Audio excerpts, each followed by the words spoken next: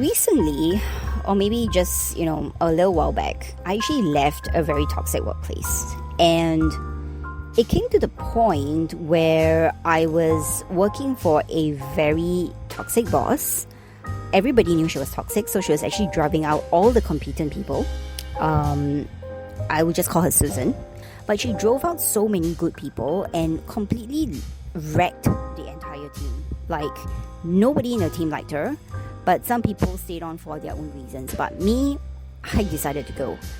And it came to that point, I was at a point in my life where I was looking for jobs, and I was also thinking to myself, what is the point of staying in a job like that? Like, what kind of life experience am I actually getting from this?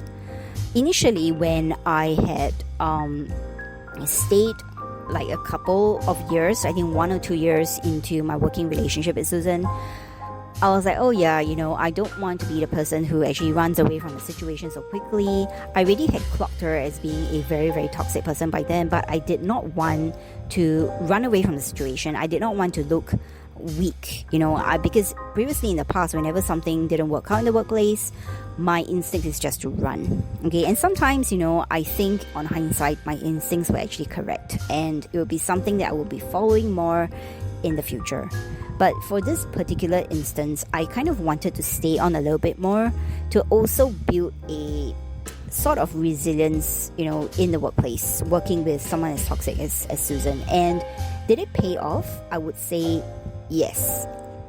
I was actually the longest, so-called longest serving employee under Susan. And I am actually pretty proud to say that I lasted so long under such a toxic personality without actually losing, my soul and losing my sense of purpose and losing my personality. I was just myself throughout, and I actually would like to thank Susan for making me stronger, than I ever was before I met her. Because my goodness, the things that she actually did to me, I'll probably describe it in another video, because I really, really want to talk about this whole thing of corporate sociopaths and corporate psychopaths and all the dark traits and personalities that you actually experience in the workplace. And I'm currently reading a book called Poisonous People. It's a very interesting book which studies, the author is a clinical psychologist, I think, and she studies how sociopathic traits and psychopathic traits can actually manifest itself in senior leaders and in certain people who are in positions of power and leadership, and how as a culture and as a society we need to prevent that from happening. So I find that to be very powerful. I'm on the first chapter, and I'll update a little bit more in time with a new video on the topic, because I think it needs to be talked about more. I think we have a lot of sociopaths and psychopaths in the workplace, especially in leadership positions, but they're not really talked about much. And a lot of their behaviors actually leave a trail of destruction in their wake, because they manage to actually get rid of the competent people. They manage to hire more people like themselves, or hire people who are very compliant to them, so those people will never call them out on their BS and their toxicity, and they just don't produce good work. And some of them might not even be competent in anything but manipulating and charming other people, and it's just horrible. Working for such a person is just horrible. And it came to a point in my life when I was also kind of, I was also experiencing a lot of other different things. I met up with new friends. I met up with, family members that I never talked to for years. And I was just listening to the stories of the people around me. And it kind of dawned on me, because back then when I was experiencing all this toxicity with Susan, that was the only thing I was thinking about. That was the only thing that occupied my mind, and how I could actually escape this situation. But knowing more people and talking to more people about their life experiences and the things they were going through in life, and I just thought, what is life? What is a job? Is a job meant to be about going to work and experiencing and just tanking and tolerating a toxic boss? Is that what I want my life to be about? Do I want my 20s or my 30s to be defined by this terrible miserable experience at work? I don't know. I don't think so. And when I was actually listening to some of the stories of people around me, there were people who, I'm at the stage of life where people are probably married and they have kids, they're probably entering their mid-stage in life and things like that. And that's when a lot of things happen. So hearing stories of people who suddenly, after 10 years of marriage, someone's personality changed. After 20 years of marriage, someone is cheating, and divorces happen. And, people like couples who actually look really, really good together when they're dating, and suddenly they get married and, stuff happens and they divorce. I had people around me in their 30s and 40s as well who were experiencing very sudden illnesses, like suddenly someone gets cancer out of nowhere. Suddenly someone's, dad gets a heart attack while they are on holiday, and then they have to spend a lot of money and insurance and things, to airlift their dad's body back to their home country, things like that. And there was so many experiences during this period of time that I was actually hearing from different people around me, and I was just thinking my problem with this workplace seems so small in comparison, and it kind of just made me seriously think about what I wanted my life to be like. With the world changing so much around us, with so much of stuff actually happening to the economy, happening to the job market, there's all that AI stuff, and then getting replaced by AI at work. And like I said, at my stage in life, you see so many changes to other people around you as well. Friendships fall out of your life. You gain new friends, but not as quick enough as you probably did when you were in college. Certain stuff actually come up. Like for me, I started getting, because I was so stressed with this whole toxic Susan, yeah, that's her name, toxic Susan, and I was also busy looking for jobs, and also that brings its own form of stress. I was also kind of it got me into cooking. So before this whole thing with Susan, I was never a cook.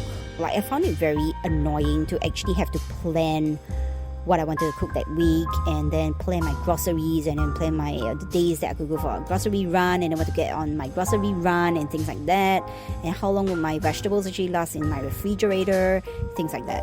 So it was very annoying to me, and I didn't enjoy the process, because as you know, with cooking, there's a lot of cutting stuff up and frying stuff and cleaning up and things like that, which I wasn't into. Okay, but the whole episode with Susan just made me think goodness, I really, really need a mental break from all of this stuff. I really need to get into my body a little bit more. So I started cooking, and my goodness, I probably sound like an idiot saying this, but it was so therapeutic. Not having to strategize or to think about anything except focusing on whatever thing I was cutting at a point in time, focusing on the cooker, focusing on the timing, and when things are supposed to, when I'm supposed to bring things to a boil, when I'm supposed to deshell my eggs and things like that. That's the only stuff I was actually thinking about, and my goodness, it was so relaxing. And this is actually kind of building onto the point where earlier this year I actually had a resolution to live a little bit healthier. Okay, I wanted to eat a little bit healthier, I wanted to work out, I wanted to sleep better, I wanted to just be a little bit kinder and better to myself. And that was what got me thinking, all the cooking, all the getting away from a toxic job, that is what I wanted my life to be about. I wanted my life to be a life where I was kinder to myself, because my goodness, listening to the deaths that were actually occurring around me, life is so unpredictable and life is so short. When you are 20 or when you're 15 and you look forward in life, you are oh my goodness, I have 25 more years to hit the age of 40, I have 20 more years to hit the age of 25 and things like that. But when you're looking forward, it always is so long and so draggy and so annoying.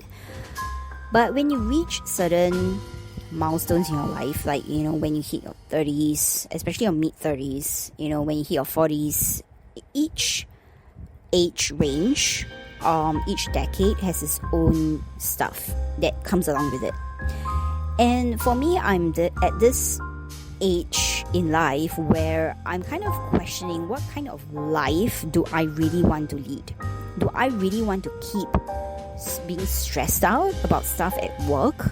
Do I want to keep preventing myself from not eating good food? Do I want to deprive myself of not, having good holidays, not resting enough, not taking care of my body? Do I want to really, really stay in a toxic workplace? The answer is no. And I also started to question the friendships around my life. Okay, this will be another video that I'll be talking about where I talk about the pre-2018, the post-2018 differences in your life, because there's an astrological and spiritual link to that. I did not want to be around people that I do not want to be around as well. Because when I was younger, okay, and not so long ago, when I was a younger person, I would hang out with people that I didn't feel happy hanging out with. You know that friend that you just keep meeting every quarter of the year because that's just something that you do, but you don't exactly really like the person's company. A lot of the friendships in my life before this year were all that kind of, all that had that kind of vibe. And I'm always someone that kind of goes with the flow and goes with the person's personality and goes with what the person, wants to do, because I just, I like to hang out with people, I like to have fun. But it came to a point where I had this particular incident with a former friend last year where we were kind of talking about an experience with a mutual friend. And this mutual friend was actually my nutritionist at that point in time. So I was kind of sharing with her like how some of the, the plans in the entire nutrition course, the plans could actually be very, very, very rigid and very difficult to follow and stuff like that. And then this former friend, okay, let's call her Cheryl, okay, Cheryl then started, kind of getting very pissed off with me and, saying things like, oh, you can tell off this nutritionist, you don't have to follow everything that she's doing and asking you to do, and you can do your own stuff.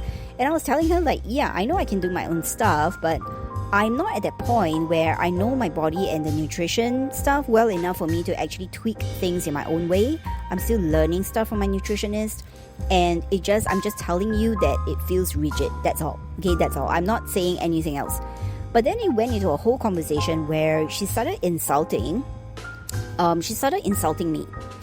So she started calling me a very weak person for not talking back to my nutritionist, and started comparing me to her and saying like, oh, she's a very powerful person, she's a very like strong woman, and if someone like tells her to do all these things like the nutritionist was telling me to do, she would actually talk back to the person, blah blah blah blah. And it just went on and on, and I just thought the entire conversation was super ridiculous, and I just got so sick. I knew she was always this kind of person, but I just got so tired of the constant comparisons with her and the putting down of me as a person, because I'm a very different person from her, and I'm not like asking her or telling her these things to actually, seek any sort of advice. I'm just telling her as a friend. But our dynamic had always been a bit off, and I always felt like she kept me around as a friend because she knew that, in some level, she felt that she was a stronger person, and that I would listen to everything that she said. So when I sent her a text to tell her to stop insulting me and to stop actually telling me to do what she would actually do in the situation, because we're both very different people, she actually got really pissed off, and she blocked me on WhatsApp, and she completely stopped talking to me after that. But she was still kind of following me on my social media stuff. But that was it, like the entire experience just made me snap, and it made me realize that, hey, this friendship hadn't been working out for a very long time, and I didn't want to prolong it. And when she chose not to talk to me, I thought that was a relief as well, because I then didn't proceed to not speak to her at all as well, and I unfollowed her on social media. And that was it. So a friendship that was like what, 5, 7, 6 years in the making actually went poof, and it disappeared in a day. So this is an example of like the kind of like friendships I was putting up with in the past couple of years, and I didn't want to do that anymore. I didn't want to live like that anymore. And for me, it has come to a point in my life where I realized that I'd rather be alone, I'd rather be single, I'd rather be by myself than to put up with people who were actually not, in alignment with me. And because I've experienced so many of these sorts of relationships, I always felt like very, very, the dynamic is very unbalanced and very unhealthy. I'd rather put myself first and my mental health first and my emotional health as well. So goodbye to many friends like that. And I will talk about that in another video. But these were the themes that I was kind of thinking about when I was thinking about the kind of life that I wanted to lead in the next couple of years. One thing to actually take note is that you may not have the answer immediately, because this whole life, like what kind of life thing, I've been asking myself for many, many years. I don't know, it just causes a form of sadness sometimes and emptiness when you realize that, hey, I don't know what I want to do in my life. But let me tell you that it is normal not to know what you want to do with your life. It is normal. Do not let society or other people think that you should have, things, that you have already done and ticked off, like a KPI ticking exercise when you hit certain age milestones, because the whole thing about life is figuring out what life is about. It's not about stressing out and trying to I need to get married by 25, or I need to have my first kid by 30, I need to work in this particular company by 35. These sort of milestones, they are so ridiculous and they do not exist in real life. The thing is, the human experience and the life experience is so varied, it's so vast, it's so dynamic, and you can choose to have whatever kind of life that you want. And I want to say that, it took me many, many years in my 30s to actually figure out what kind of life and what kind of person I wanted to be, because all these things go hand in hand together. It's trying to find the little joys in the little moments that you have. It's maybe looking forward to something that you could eat, tonight. You maybe want to have a good steak, a good dinner. You want to go for a walk on the beach. Just little things that you have to make space in life for.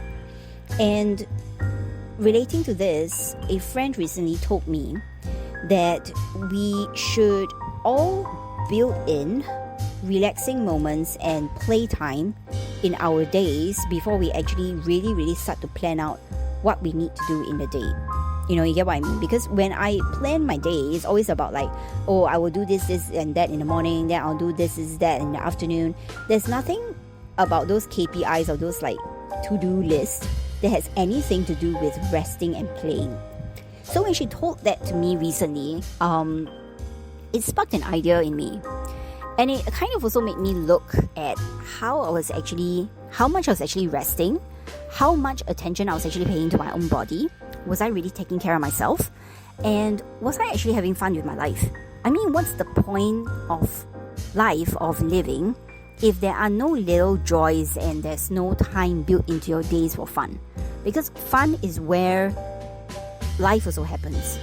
Life is not all about trying to earn more money or trying to get a good job and or trying to find a lover and things like that. Of course, all those things are important, but there are other things that are also important.